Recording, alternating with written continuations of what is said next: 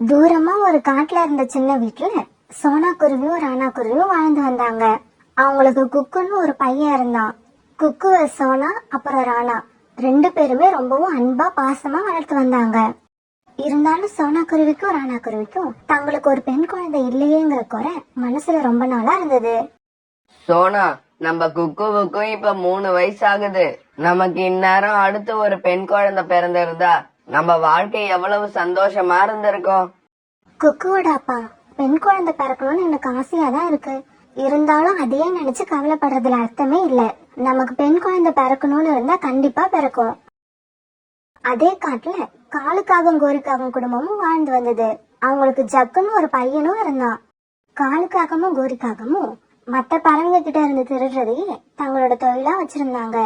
கஷ்டப்பட்டு உழைச்சு அதுல வர வருமானத்துல சாப்பிடுறது இவங்க ரெண்டு பேருக்குமே பிடிக்காத ஒண்ணு. ஒரு சமயம் கோரிக்காகவும் சோனா வீட்டுல ஒரு பொருளை திருடுறப்ப கையும் களவுமா மாட்டிடுச்சு. அப்ப இந்த விஷயம் மற்ற பறவைகளுக்கும் தெரிஞ்சு எல்லாரும் வந்து கோரிக்காக அடி அடி அடிச்சுட்டாங்க. அதுல இருந்து கோரிக்காவும் சோனா குருவிய பழிவாங்க துடிச்சுக்கிட்டே இருந்தது. காலுஜி, ஒரு சின்ன பொருளை திருநதுக்காக அந்த சோனா குருவி எல்லா பறவைகளிடமும் சொல்லி என்னை எப்படி தெரியுமா அடி வாங்க வச்சுச்சு. இந்த நிகழ்ச்சி என்னால மறக்கவே முடியல. ஆமா கோரி, நீ அடி வாங்கினத நினைச்சா எனக்கு கூட இப்ப உடம்பெல்லாம் வலிக்குது. ஆனா அப்படி அடி வாங்கியும் நாம இன்னும் திருந்தாம இருக்கோம் பாரு, அதுதான் நம்மளோட ஸ்பெஷாலிட்டியே. நான் முடிவு பண்ணிட்டேன் காலுஜி. எல்லா பறவைகளையும் தூண்டி விட்டு என்ன அடி வாங்க வச்ச சோனா குருவி ராணா குருவியையும் அதே பறவைகளை தூண்டி விட்டு அடி வாங்க வைக்கணும். அப்பதான் என்னோட மனசு ஆறும். உன்னோட கோபம் எனக்கு புரியுது கோரி. இருந்தாலும் சோனா குருவியோ ராணா குருவியோ எப்பவுமே தப்பான காரியங்களையோ திருட்டையோ பண்றதே இல்லையே. அப்புறம் எப்படி அவங்கள நீ அடி வாங்க வைப்ப? பொய் சொல்லுவேன் காலுஜி, பொய் சொல்லுவேன். பொய் சொல்லி அவங்கள ஏதாவது ஒரு சிக்கல்ல இழுத்து விட்டு அடி வாங்க வைப்பேன். பொய் சொல்றதுக்கு நமக்கு என்ன சொல்லியா கொடுக்கணும்? இருந்தாலும் அவங்கள எந்த மாதிரி சிக்கல்ல இழுத்து விடுறதுன்னு ஏதாவது யோசனை பண்ணி வச்சிருக்கியா? அதெல்லாம் நான் ஏற்கனவே யோசிச்சு வச்சுட்டேன் காலுஜி. நான் நினைச்சது மட்டும் சரியா நடந்துருச்சுன்னா சோனா குருவியும் ராணா குருவியும் மொத்த பறவைகள் கிட்டையும் அடி வாங்குறத யாராலையும் தடுத்து நிறுத்த முடியாது. இப்படி சொன்ன கோரிக்காகவும் தான் மனசுல உள்ள ஐடியா என்னன்னு காலுக்காகத்துக்கிட்ட எடுத்து சொல்லுச்சு. கோரி, ஐடியா எல்லாம் சூப்பரா தான் இருக்கு. இருந்தாலும் இதுல நாம மாட்டிக்கிறதுக்கு ஏதாவது வழி இருக்கான்னு நல்லா யோசிச்சு பாரு. இல்லன்னா மறுபடியும் மத்த பறவைகள் கிட்ட நாமளே அடி வாங்குற மாதிரி ஆயிட போகுது. காலுஜி, நான் ஒரு தடவைக்கு 10 தடவை யோசிச்சுட்டேன். இதுல நாம மாட்டிக்கிறதுக்கு சான்ஸே இல்ல. பிறகு ராத்திரி ஆச்சு. இப்படி பேசிக்கிட்டே இருந்த காலுக்காகவும் கோரிக்காகவும் பிறகு தங்களோட கூட்டுல படுத்து தூங்க ஆரம்பிச்சாங்க. மறுநாள் பொழுது விடிஞ்சிச்சு. காலையில கண் விழிச்ச கோரிக்காகவும் பக்கத்து காட்டை நோக்கி பறந்து போக ஆரம்பிச்சது. இப்படி போன கோரிக்காகவும் அங்க ராமுங்கிற குருவியோட கூட்ட தேட ஆரம்பிச்சது. கொஞ்ச நேரம் இப்படி தேடின கோரிக்காகவும் கடைசியா ராமு குருவியோட கூட்ட கண்டுபிடிச்சது. அப்ப அந்த கூட்டுல ராமு குருவியோட சின்ன பெண் குழந்தை மட்டும்தான் இருந்தது. நாம வந்த நேரம் நல்ல நேரம் தான். ராமு குருவி இப்ப கூட்டுல இல்ல. இப்ப இந்த வாய் பேச முடியாத பெண் குழந்தைய தூக்கிட்டு போனா நாம தான் தூக்கிட்டு போனோன்ற விஷயம் யாருக்கும் தெரியாது. இப்படி யோசிச்ச கோரி பிறகு அந்த பெண் குழந்தைய தூக்கிட்டு தன்னோட காட்டு நோக்கி பறந்து போச்சு. என்ன கோரி, இந்த பெண் குழந்தைய பார்க்க ரொம்பவும் சின்ன குழந்தையா இருக்கு.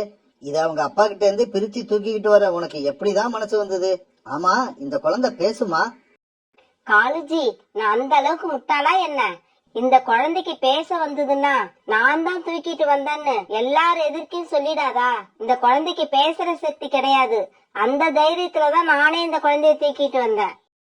சரி கோரி, உன்னோட நாடகத்துல எனக்கு ஒண்ணும் வேலை இல்லையா? ஏன் இல்லாம காலுஜி, இப்ப நான் இந்த குழந்தைய தூக்கிட்டு போய் சோனா வீட்டுல அனாதை குழந்தைன்னு சொல்லி விட்டுட்டு வந்துடுறேன். அதே சமயத்துல நீங்க இந்த குழந்தையோட அப்பா ராமு கிட்ட போய் கூட்டுல தனியா இருந்த உன் குழந்தைய சோனா குருவி கடத்திட்டு போயிடுச்சுன்னு சொல்லுங்க.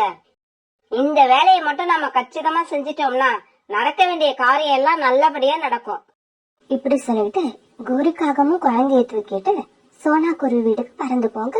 காலுக்காகவும் ராமு குருவிய பார்க்க பறந்து போச்சு. சோனா, ஒரு முக்கியமான வேலைய உன்னை பாத்துட்டு போலான்னு வந்தேன். கோரி அக்கா, நீங்க வந்த வேலை இருக்கட்டும். யாரோட பெண் குழந்தை இது? பாக்குறதுக்கு ரொம்பவும் அழகா இருக்கு. சோனா, நான் சொல்ல வந்ததே இந்த பெண் குழந்தைய பத்தி தான். கொஞ்ச நாளைக்கு முன்னாடி இந்த குழந்தையோட அப்பாவும் அம்மாவும் ஒரு விபத்துல இறந்து போயிட்டாங்க. இப்ப இந்த குழந்தை யாரும் இல்லாம தனி மரமா நிக்குது. இதுல இன்னொரு கொடுமை என்னன்னா, இந்த குழந்தைக்கு பேசுற சக்தியும் கிடையாது. அடடா, இவ்வளவு அழகான குழந்தை, இந்த குழந்தைக்கு கடவுள் இப்படி ஒரு நிலைமையை கொடுத்திருக்காரு. இப்படி சொல்லி சோனா குருவி அந்த குழந்தையோட நிலைமையை நினைச்சு ரொம்பவும் வருத்தப்பட்டது. சோனா, உனக்கும் ராணாவுக்கும் பெண் குழந்தை இல்லையேங்கிற ஏக்கம் ரொம்ப நாளா இருக்கு. அது எனக்கு மட்டும் இல்ல, இந்த காட்டுல உள்ள எல்லா பறவைகளுக்கும் நல்லா தெரியும். அதனால நீ இந்த குழந்தைய நீயே எடுத்து வளர்த்துக்க. உங்களுக்கு ஒரு பெண் குழந்தை கிடைச்ச மாதிரியும் இருக்கும், இந்த குழந்தைக்கு நல்ல அப்பா அம்மா கிடைச்ச மாதிரியும் இருக்கும். கோரி, நீ செஞ்சது உண்மையிலேயே பெரிய நல்ல காரியம். இதுக்கான புண்ணியம் உனக்கு கண்டிப்பா கிடைக்கும். கோரி அக்கா, இந்த குழந்தைய எனக்கு ரொம்பவும் பிடிச்சிருக்கு. இந்த நிமிஷத்துல இருந்து இது என்னோட குழந்தை. இத நாங்களே வளர்த்துக்கிறோம். இத ரொம்பவும் நல்ல முறையில வளர்த்து இந்த குழந்தைக்கு எந்த குறையும் இல்லாம பாத்துப்போம். ராமு, இப்படி குழந்தைய பத்தி எந்த கவலையும் இல்லாம வயல்ல வேலை பார்த்துக்கிட்டு இருக்கியே, வீட்டுல தனியா விட்டுட்டு வந்த அந்த வாய் பேசாத பெண் குழந்தை இப்ப எந்த நிலைமையில இருக்குன்னு உனக்கு ஏதாவது தெரியுமா? ஆமா, நீங்க யாரு? என் குழந்தைக்கு என்ன ஆச்சு? என் பேரு காலு. நான் பக்கத்து காட்டுல இருந்து வரேன். எங்க காட்டுல உள்ள சோனாங்கிற குருவி பெண் குழந்தை வேணுங்கிற ஆசையில உன்னோட குழந்தைய கடத்தி எங்க காட்டுக்கு கொண்டு வந்துருச்சு. என்னது? என்னோட குழந்தைய கடத்தி கொண்டு போயிட்டாங்களா? காலுக்காகும், தயவு செய்து என் கூட வா. என் குழந்தைய கடத்திக்கிட்டு போன அந்த சோனா குருவி யாருன்னு எனக்கு காட்டு. இன்னொரு பக்கம் ராமுவோட பெண் குழந்தைய சோனா வீட்டுல விட்டு வந்த கோரிக்காகும் எல்லா பறவைகளையும் கூப்பிட்டு சோனா குருவி பக்கத்து காட்டுல இருந்து ஒரு பெண் குழந்தைய கடத்திட்டு வந்திருக்குன்னு போய் சொல்லி எல்லாரையும் நம்ப வச்சது. அதே சமயத்துல காலுக்காகவும் ராமகுருவியை அழைச்சிக்கிட்டு அங்க வந்தது. சோனா குருவி எங்க? நான் சோனா குருவிய சும்மா விட மாட்டேன். என்னோட குழந்தைய எனக்கு தெரியாம தூக்கிட்டு வந்த குற்றத்துக்கு சரியான தண்டனை வாங்கி கொடுப்பேன். பறவைகளே, என்ன வேடிக்கை பார்த்துட்டு இருக்கீங்க? இன்னைக்கு இந்த ராமகுருவிக்கு நடந்தது நாளைக்கு உங்க எல்லாருக்கும் நடக்கலாம். வாங்க சோனா குருவி வீட்டுக்கு போய் சோனா குருவிக்கும் ராணா குருவிக்கும் தர்ம அடி கொடுத்து காட்டு ராஜா கிட்ட கொண்டு போய் ஒப்படைப்போம். நாங்களும் வர்றோம். தப்பு யார் செஞ்சாலும் தப்புதான். சோனா குருவிக்குரிய தண்டனையை வாங்கி கொடுத்தே ஆகணும். கிளி சொல்றது சரிதான். வாங்க எல்லாரும் சோனா குருவி வீட்டுக்கு போவோம். பிறகு அங்கிருந்து எல்லா பறவைங்களும் சோனா குருவி வீட்டுக்கு பறந்து போனாங்க. சோனா குருவி, உனக்கெல்லாம் இறக்கமே கிடையாதா? வாய் பேச முடியாத ஒரு சின்ன குழந்தைய இப்படி கடத்தி கொண்டு வந்திருக்கியே, உனக்கு வெக்கமா இல்ல? ராமு இப்படி கேட்ட உடனே ராணா குருவிக்கும் சோனா குருவிக்கும் எதுவுமே புரியல. ஆமா, நீங்க யாரு? எதுக்கு இவ்வளவு கோபமா பேசுறீங்க? இந்த குழந்தைங்க நாங்க ஒண்ணும் கடத்திட்டு வரல. கோரி அக்கா தான் இந்த குழந்தை யாரும் இல்லாத அனாதைன்னு சொல்லி எங்க வீட்டுல விட்டுட்டு போனாங்க. கோரி அக்கா, நீங்களும் மௌனமா இருக்கீங்க. நான் தான் இந்த குழந்தைய கொண்டு வந்து விட்டுட்டு போனேன்னு உண்மையை சொல்லுங்க. ஐயையோ சோனா, என்ன இப்படி பச்சையா போய் சொல்ற? பெண் குழந்தை வேணும்னு நீயும் ராணாவும் ஆசைப்பட்டது எங்க எல்லாருக்குமே தெரியும். ஆனா அதுக்காக நீங்க ராமுவோட பெண் குழந்தைய இப்படி கடத்திக்கிட்டு வருவீங்கன்னு நாங்க நினைக்கவே இல்ல. கடத்திக்கிட்டு வந்தது மட்டும் இல்லாம இப்ப மாட்டிக்கிட்ட உடனே என் மேல பழிய போடுறியா? கோரி, பொய் சொல்றது நாங்க இல்ல, நீதான். நீ ஏதோ திட்டம் போட்டு எங்களை இந்த விஷயத்துல மாட்டி விட நினைக்கிற. ரீட்டா, புறா, ஜம்ஜம், ஏன் நீங்க எல்லாம் பேசாம இருக்கீங்க? நாங்க ஏதாவது தப்பு பண்ணனா மட்டும் வாய்க்கிலேயே பேசுவீங்களே. சோனா குருவி இப்ப இவ்வளவு பெரிய தப்பு பண்ணிருக்கு, ஆனா நீங்க 3 பேரும் வாயை மூடிக்கிட்டு வேடிக்கை பாக்குறீங்க. சோனாவும் ராணாவும் பெண் குழந்தைக்காக ரொம்ப ஆசைப்பட்டது உண்மைதான்.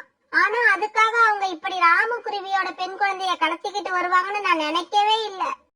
சோனா, நடந்தது எல்லாம் வச்சு பார்க்கும்போது நடந்தது எல்லாத்துக்கும் காரணம் நீதான்னு நினைக்க தோணுது. அதனால இதுக்கு அப்புறமும் பொய் சொல்லாம உண்மையை ஒத்துக்க. புறா, தப்பு செஞ்சது சோனா குருவிதான்னு தெரிய வந்தா கூட நீ அத கடைசி வரைக்கும் ஒத்துக்க மாட்ட, அப்படிதானே? அப்படியெல்லாம் கிடையாது கோரி. தப்பு யார் செஞ்சாலும் தப்பு தானே. ஆனா சோனா குருவி மேல குத்தம் சொல்றதுக்கு முன்னால செஞ்சது சோனா குருவி தானான்னு நான் கன்ஃபார்ம் பண்ணிப்பேன். நாங்க இவ்வளவு பேர் சொல்றோம். அதுவும் இல்லாம ரீட்டா கிளியும் ஜம்ஜம் பறவையும் கூட சோனா செஞ்சது தப்புதான்னு ஒத்துக்கிட்டாங்க. இதுக்கு மேல நீ எப்படிதான் கன்ஃபார்ம் பண்ணிக்க போற? கோரி, கொஞ்ச நேரம் நீ பேசாம இரு. ராமு, உன் குழந்தைக்கு வாய் பேச வராது, அப்படிதானே? ஆமாம் புறா, என்னோட குழந்தைக்கு வாய் பேச வராது. ஆமா ராமு, உன் குழந்தைக்கு நீ என்ன பேரு வச்சிருக்க? என் குழந்தையோட பேரு சாரா. சாரா செல்லம், இப்ப இங்க இருக்கிற இவ்வளவு பேர்ல உங்க அப்பா யாரு?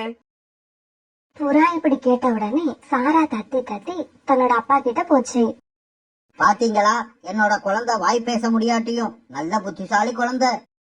ஒத்துக்கிறேன் ராமு, ஒத்துக்கிறேன். சாரா செல்லம், இப்ப உங்களுக்கான அடுத்த கேள்வி. அப்பா இல்லாம நீங்க கூட்டுல தனியா இருந்தப்ப உங்களை கூட்டுல இருந்து தூக்கிக்கிட்டு வந்தது யாரு? புறா இப்படி கேட்ட உடனே சாரா இப்ப தத்தி தத்தி கோரி காகத்துக்கிட்ட போச்சு.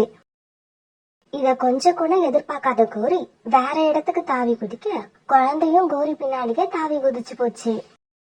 கோரி, நீ எங்கதான் தாவி குதிச்சு போனாலும் தண்டனையில இருந்து உன்னால தப்பிக்க முடியாது. சாராவை கூட்டுல இருந்து தூக்கிட்டு வந்தது கோரிதாங்கிற உண்மை தெரிஞ்ச உடனே ராமகுருவி மட்டும் இல்ல, எல்லா பறவைங்களுமே ரொம்பவும் அதிர்ச்சியானாங்க. பறவைகளே, அப்புறம் ஏன் இன்னும் வெயிட் பண்ணிட்டு இருக்கீங்க? குற்றவாளி யாருன்னு தெரிஞ்சு போயிடுச்சு.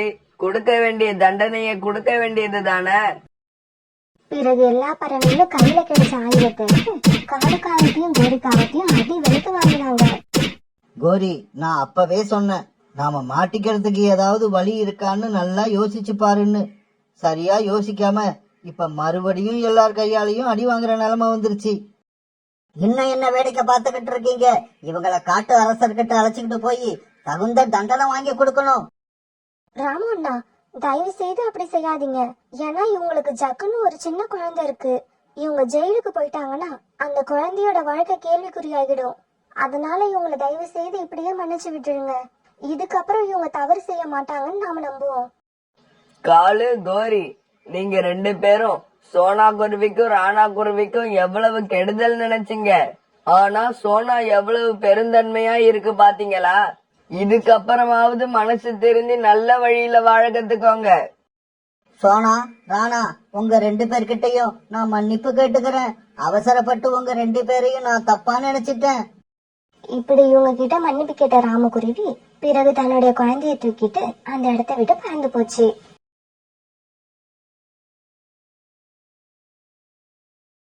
ஒரு அழகான காட்டுல காலுக்காகத்தோட குடும்பம் வாழ்ந்து வந்தது. அந்த குடும்பத்துல காலுக்காகவும் அதோட மனைவி கோரிக்காகவும் இவங்களோட பையன் ஜக்கு, அப்புறம் காலுவோட அம்மா, இப்படி 4 பேர் இருந்தாங்க. காலுக்காகத்தோட அம்மா வீட்டுல இருக்கிறது கோரிக்காகத்துக்கு சுத்தமா பிடிக்கல. அதனால எதையாவது காரணம் காட்டி கோரிக்காகன் தன்னோட மாமியார் கூட சண்டை போட்டுக்கிட்டே இருக்கும். ஒரு நாள் சாயங்காலம் வேலைக்கு போயிருந்த காலுக்காகவும் வேலையில இருந்து திரும்பி வீட்டுக்கு வந்தது. காலுக்காக வந்த உடனே கோரிக்காக இந்த மாதிரி பேச ஆரம்பிச்சது. இங்க பாருங்க காலேஜி, வர வர உங்க அம்மாவோட தொல்லை தாங்க முடியல. எந்த வேலையும் செய்யாம உட்கார்ந்த இடத்துலயே சாப்பிடணும்னு நினைச்சா எப்படி? கோரி, அவங்களுக்கு தான் வயசாயிடுச்சு இல்ல, இந்த வயசுல அவங்களால என்ன வேலை பார்க்க முடியும்? காலேஜி, இதுக்கப்புறம் உங்க அம்மாவுக்கு வடிச்சு கொட்ட என்னால முடியாது. அதுவும் இல்லாம எப்ப பாரு இருமிக்கிட்டே இருக்காங்க. நம்ம பையன் ஜக்கு சின்ன குழந்தை தானே, அவனுக்கு இவங்களால ஏதாவது இன்ஃபெக்ஷன் ஆயிடுச்சுன்னா என்ன பண்றது? அதனால இப்ப நீ என்ன பண்ண சொல்ற? அப்படி கேளுங்க, என்ன பண்ணணும்னு நான் சொல்றேன். நாம ஏற்கனவே வாழ்ந்த ஒரு பழைய கூடு ஒண்ணு இன்னும் நல்ல நிலைமையில தான் இருக்கு. பேசாம உங்க அம்மாவை கொண்டு போய் அந்த கூட்டுல விட்டுட்டு வந்துருங்க. என்னால அப்படி செய்ய முடியாது, எங்க அம்மா பாவம், அப்படி இப்படின்னு இறக்கப்பட்டீங்கன்னா உங்க அம்மாவை வச்சுக்கிட்டு இந்த வீட்லயே நீங்க இருங்க. ஜக்குவை தூக்கிட்டு நான் எங்க அம்மா வீட்டுக்கு போறேன். காலு, கோரி சொல்றத கேட்டுக்கிட்டு என்ன இந்த பழைய கூட்டுல கொண்டு போய் விட்டுறாதப்பா. இந்த வயசுல எல்லாம் என்னால தனியா வாழ முடியாது. அம்மா, கொஞ்ச நேரம் பேசாம இருக்கீங்களா? நான் கோரி பேச்ச கேட்கறதா இல்ல உங்க பேச்ச கேட்கறதா? எதுவும் பேசாம உங்களோட பையன் சந்தோஷத்துக்காக இப்ப உடனே என் கூட கிளம்புங்க. காலுக்காக இப்படி சொன்னதும் வேற வழி இல்லாத கோரிக்காகத்தோட மாமியார் காலுக்காகத்தோட வெளியில கிளம்பினாங்க. அம்மாவை இப்படி அழைச்சிட்டு வந்த காலுக்காகவும் ஒரு பழைய கூட்டுல அவங்கள உட்கார வச்சது. காலு, நீயும் உன் மனைவியும் செய்யறதெல்லாம் சரியில்லை. நீயே உன் கண்ணால பாரு, இந்த கூடு எந்த நிலைமையில இருக்கு. இந்த கூட்டுல வயசான காலத்துல என்ன வந்து உட்கார வைக்கிறீங்க? இதெல்லாம் நியாயமாப்பா? அம்மா, நியாயத்தை பத்தி யோசிக்கிற நிலைமையில நான் இல்ல. எனக்காக கொஞ்ச நாள் பல்ல கடிச்சுக்கிட்டு இந்த கூட்டுலயே இருங்க. அப்புறம் என்ன பண்றதுன்னு பின்னாடி யோசிக்கலாம். இல்ல கோரி கிளம்பி அவங்க அம்மா வீட்டுக்கு போயிடுவா. இப்படி சொன்ன காலுக்காகவும் பிறகு அங்கிருந்து பறந்து போச்சு. இப்படியே சில நாட்கள் நகர்ந்துச்சு. அம்மா, பாட்டி எங்கம்மா? முன்னாடி ஒரு நாள் அப்பா கூட போனவங்க திரும்ப வீட்டுக்கு வரவே இல்லையே, ஏன்? இங்க பாரு ஜக்கு, இருக்கிற பிரச்சனையே என்னால சமாளிக்க முடியல. இதுல நீ பாட்டிய வேற இங்க கொண்டு வரணும்னு ஆசைப்படுறியா? உங்க பாட்டிய பத்தி எல்லாம் இனிமே நீ எந்த கேள்வியும் கேட்க கூடாது. அவங்க அவ்வளவுதான். இனிமே நம்ம வீட்டு பக்கம் எல்லாம் வரமாட்டாங்க. அம்மா, வயசான காலத்துல தனியா வாழ்றது அவங்களுக்கு கஷ்டமா இருக்காதா? ஜக்கு, இதெல்லாம் உனக்கு தேவையில்லாத விஷயம். கோரி இப்படி கோபமா திட்டிட்டு இருக்கும்போது சோனா குருவி உள்ள வந்தது. காலண்ணா, இவ்ளோ வயசான உங்க அம்மாவை தனியா கொண்டு போய் அந்த கூட்டுல விட்டு இருக்கீங்களே, இதெல்லாம் ரொம்ப தப்பு. போய் அவங்க கிட்ட மன்னிப்பு கேட்டு மறுபடியும் வீட்டுக்கு அழைச்சிட்டு வாங்க. சோனா, எதை செய்யணும் எதை செய்யக்கூடாதுன்னு எங்களுக்கு தெரியும். எங்க குடும்ப விஷயத்துல நீ தலையிடாத. இன்னும் ஒரு தடவை இந்த விஷயத்த பத்தி நீ பேசுன என்ன பண்ணுவன்னு எனக்கே தெரியாது. போ இங்க இருந்து. கோரிக்காக இப்படி கோபமா கத்தின உடனே சோனா குருவி எதுவுமே பேசாம அங்க இருந்து பறந்து போயிடுச்சு.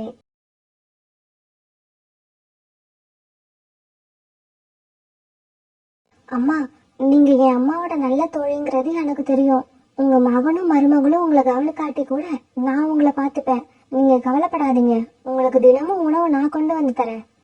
சோனா குருவி தான் சொன்ன மாதிரியே தினமும் அவங்களுக்கு உணவு கொண்டு போய் கொடுத்து நல்லா கவனிச்சுக்கிச்சு. காலுக்காகத்தோட அம்மா வாழ்க்கை இப்படி ஓரளவு நல்லா போய்கிட்டு இருக்க, இப்ப திடீர்னு ஒரு நாள் மழை பெய்ய ஆரம்பிச்சது. அப்படி பெஞ்ச மழையால காலுக்காகத்தோட அம்மா கொஞ்சம் கொஞ்சமா நனைய ஆரம்பிச்சாங்க. கொஞ்ச நேரத்துல எல்லாம் அவங்க முழுசா நனைஞ்சதால அவங்களுக்கு குளிர ஆரம்பிச்சது. அட கடவுளே, இந்த மழையை இந்த நேரத்துல யார் கேட்டது? நான் வேற இப்படி முழுசா நனைஞ்சிட்டேன். என்னால குளிர தாங்க முடியலையே. இப்ப என்ன பண்றது? இப்படி சொல்லிக்கிட்டே இருந்தவங்க குளிர் ரொம்ப தாங்க முடியாதால திடீர்னு கிளம்பி காலுக்காகத்தோட வீட்டை நோக்கி பறக்க ஆரம்பிச்சாங்க. காலு, என்ன பாருப்பா, நான் எப்படி நனைஞ்சிருக்கேன்னு. என்னால அந்த கூட்டுல குளிர தாங்கிட்டு இருக்க முடியல. உடம்பெல்லாம் நடுங்குது. மழை விடுன்னு கொஞ்ச நேரம் உட்காந்து பார்த்தேன். ஆனா இந்த மழை விடுற மாதிரியே தெரியல. அதனால மழை விடுற வரைக்கும் நம்ம வீட்ல இருந்துட்டு மழை விட்டதுக்கு அப்புறம் நான் அந்த கூட்டுக்கே போயிடுறேன்ப்பா. அம்மா இப்படி சொன்னதை கேட்ட காலுக்காகவும் எதுவுமே பேசாம மௌனமா இருந்துச்சு. ஆனா காலுக்காக மௌனமா இருக்கிறத பார்த்த கோரிக்காகத்துக்கு ரொம்ப கோபம் வந்துருச்சு. காலேஜி, உங்களுக்கு ஒரு தடவை சொன்னா புரியாதா? தினம் தினம் சொல்லணுமா? உங்க அம்மா இந்த வீட்டுக்குள்ள வந்தா நான் எங்க அம்மா வீட்டுக்கு போயிடுவேன்னு சொன்னது ஞாபகம் இல்ல? கோரி, கோபப்படாத அம்மா.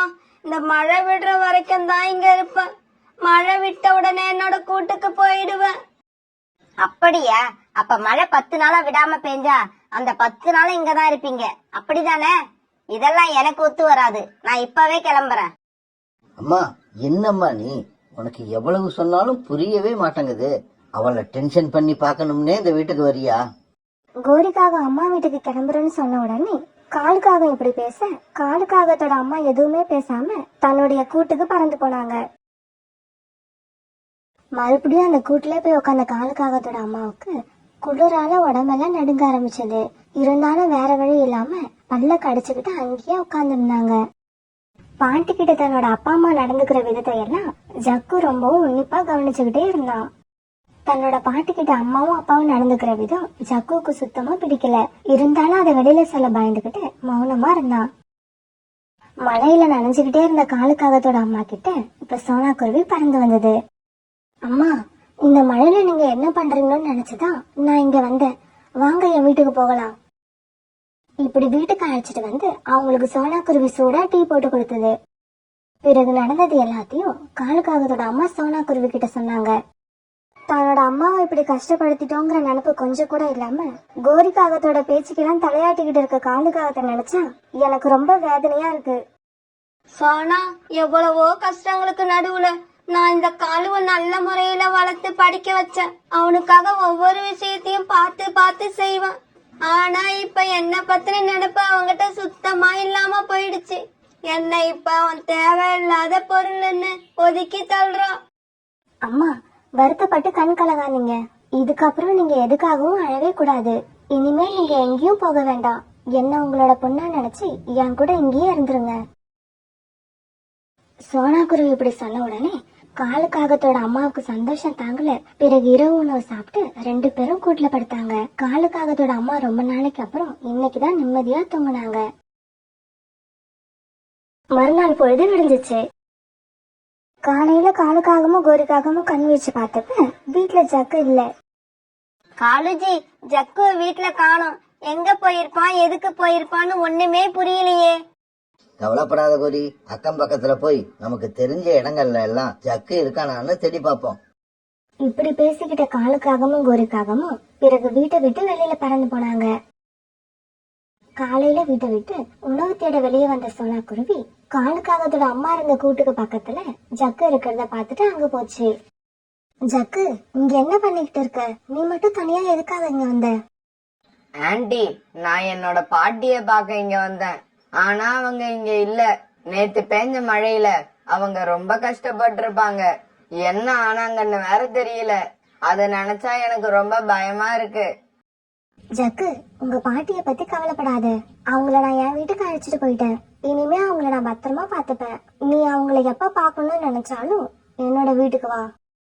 ஆண்டி, உங்களுக்கு ரொம்ப ரொம்ப தேங்க்ஸ் என்னோட பாட்டிய பத்திரமா பாத்துக்கிறதுக்கு. இவங்க இப்படி பேசிக்கிட்டு இருக்கும்போது ஜக்குவை தேடிக்கிட்டு இருந்த காலுக்காகவும் கோரிக்காகவும் அங்க வந்தாங்க. ஜக்கு, என் செல்லமே, எங்கடா போன? உன்னை எங்கெல்லாம் தேடுறது? ஜக்கு, எதுக்காக இங்க இருந்த? அப்பா அம்மா கிட்ட சொல்லாம இப்படி வெளியில வரலாமா? கோரியும் காலுக்காகவும் இப்படி மாறி மாறி கேள்வி கேட்க ஜக்கு எதுவுமே பதில் சொல்லாம அந்த உடைஞ்சு போயிருந்த கூட்டை தன்னோட கால்களால கீழே தள்ளி விட்டான். ஜக்கு, ஏன் அந்த கூட்டை கீழே தள்ளி விட்ட? அது உங்க பாட்டியோடது. அம்மா, என் பாட்டி இப்ப சோனா ஆண்டி வீட்டுல சந்தோஷமா வாழ்றாங்க. இந்த கூடு இனிமே அவங்களுக்கு தேவையில்லை. அதனாலதான் தேவையில்லாத கூடுன்னு கீழே தள்ளி விட்டியா? இல்லப்பா, அதுக்காக இல்ல.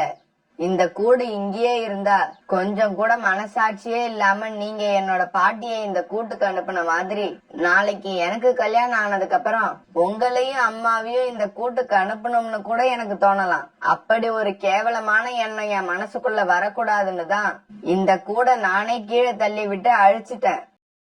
ஜக்குவோட இந்த பேச்சை கேட்ட காலுக்காகவும் கோரிக்காகவும் வெக்கத்துல தலை குனிஞ்சு எதுவுமே பேசாம நின்னாங்க. ஜக்கு, நீ இப்படி பேசுறதுக்கு பேசாம என்னையும் உங்க அம்மாவையும் 4 அறை விட்டுருக்கலாம்.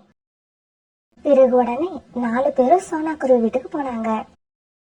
போன வேகத்துல காலுக்காகவும் கோரிக்காகவும் அவங்க காலில் விழுந்தாங்க. அம்மா, என்ன மன்னிச்சிருங்கம்மா. நான் பெரிய தப்பு பண்ணிட்டேன். ஆமா அத்தை, இது எல்லாத்துக்குமே நான் தான் காரணம். என்ன மன்னிச்சிடுங்க அத்தை. உங்க பேரன் ஜக்கு தான் இன்னைக்கு எங்களோட கண்களை திறந்தான். இதுக்கப்புறம் நீங்க யார் வீட்லயும் இருக்கணும்னு அவசியம் இல்ல. நம்ம வீட்டுக்கு வந்துடுங்க அத்தை. காலண்ணா, கோரி அக்கா, நீங்க 2 பேரும் இப்படி பேசுறத கேட்க எனக்கு எவ்வளவு சந்தோஷமா இருக்கு தெரியுமா? பிறகு தன்னுடைய வீட்டுக்கு போன காலுக்காகத்தோட அம்மா கடைசி வரைக்கும் அந்த வீட்டுல சந்தோஷமா இருந்தாங்க.